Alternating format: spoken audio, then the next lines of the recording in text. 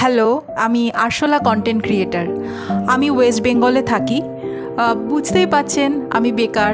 খেয়াল করে দেখবেন আমাদের মতো আরশোলা কন্টেন্ট ক্রিয়েটারের সংখ্যা লাস্ট কয়েক বছরে কিন্তু অনেক বেড়ে গিয়েছে।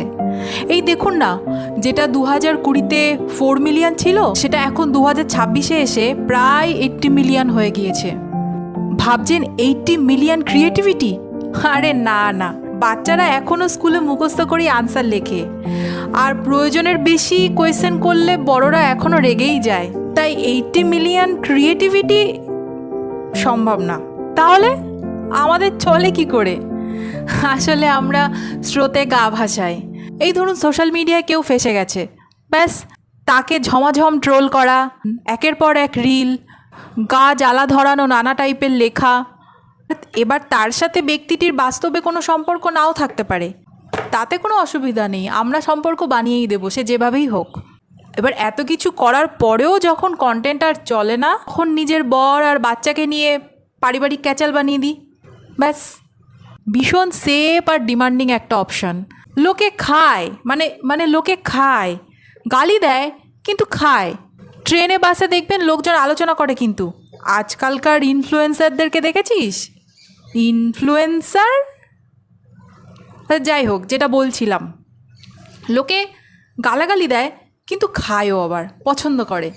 ওরা দিনের শেষে দুটো গালাগালি দিয়ে নিজেদের ফ্রাস্ট্রেশন মেটায়, আর আমাদের দুটো ভিউজ হয়। আসলে আমরা একে অপরের পরিপূরক, driven by the same energy, unfairness of life, poverty, sadness. কি আপনারা ককরোচ কন্টেন্ট ক্রিয়েটারদেরকে দেখতে চান না? ঠিক আছে, তাহলে চুপ করে থাকবেন না প্লিজ। মানে ওদের কমেন্টে গিয়ে গালিগালাজ করে কোনো লাভ নেই, বিশ্বাস করুন। ওদের কমেন্টে ভিউ বাড়ে, আপনার টাইম লাইনে আবার ঘুরে ফিরে আসে। থেকে একটা কাজ করুন, সরকারকে জিজ্ঞেস করুন যে কর্মসংস্থানের কী ব্যবস্থা হচ্ছে।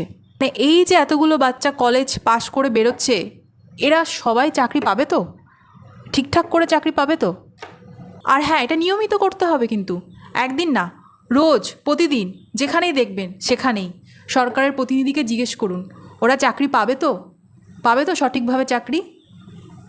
এইটা যদি করতে পারেন, দেখবেন ওরা আর টাইম লাইনে আসছে না, কোথাও খুঁজে পাচ্ছেন না। সমাজের জঞ্জাল আবর্জনা যদি পরিষ্কার করে ফেলেন, ককরোচ এমনিই চলে যাবে।